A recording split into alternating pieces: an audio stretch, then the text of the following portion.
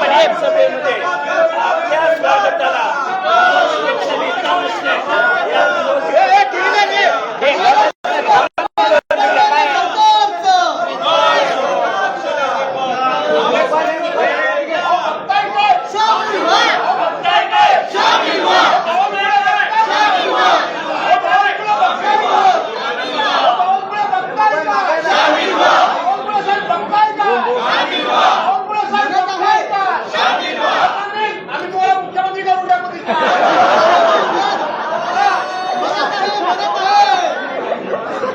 विरोधी पक्ष नेता पद न देणाऱ्या सरकारचा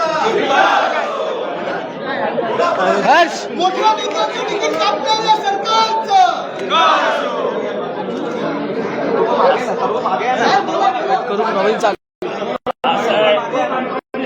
जेव्हा तेव्हा त्यांचं सगळं स्वागत करताना एका बाजूला विरोधी पक्ष नेता हवा, एका बाजूला मुख्यमंत्री हवा आणि एकीकडे अध्यक्ष हवा. विरोधी पक्ष नेताच नाही.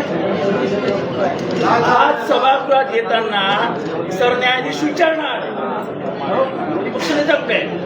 हा धुंडो रे साजना हा जो प्रयोग सुरू आहे त्या प्रयोगाचा आम्ही निषेध करतो. तुम्ही या सभागृहाचा अपमान करतात, लोकशाहीच्या अत्युच्च परंपरेचा अपमान करतात. या महाराष्ट्राने पहिला लोकसभेचा पहिला सभापती या महाराष्ट्राने दिला. जी काही परंपरा लोकशाहीने मांडून ठेवली आहे ती महाराष्ट्राने मांडली आहे.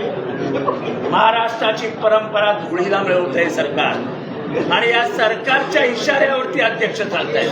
अध्यक्ष सभागृहात काय म्हणाले की हा माझा अधिकार आहे. आम्ही प्रश्न विचारले की तुम्ही अधिकारांचा वापर कधी करणार. मी करतो ना मनात येईल तेव्हा. मनात कधी येणार 5 वर्षानंतर 5 वर्षानंतर. आणि म्हणून आमची आजच्या दिवशी मुख्य न्यायाधीशांना हात जोडून विनंती, हात जोडून की साहेब कुठले लोकशाहीचे संकेत न पाळता हे सभागृह चालवलं जातं. विरोधी पक्षाच्या आमदारांना कसपटा समान लेखलं जातं. पोलिसांकडनं धाक दाखवला जातो. पोलीस खोटे गुन्हे दाखल करतात.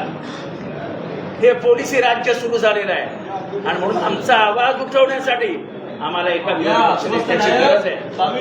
आणि ती गरज असताना एकीकडे सरन्यायाधीश येत आहेत आणि आम्ही सगळे इथे बसलो आहे. हे शोभणार आहे. आज आमच्याकडे विरोधी पक्षनेता तर आम्ही आतमध्ये बसलो असतो.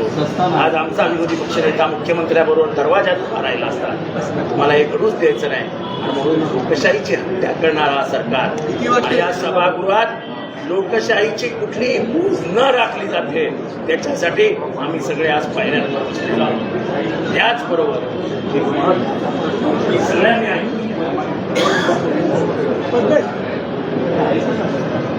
सर्वोच्च न्यायालयात 2 महत्वाचे खटले आहेत.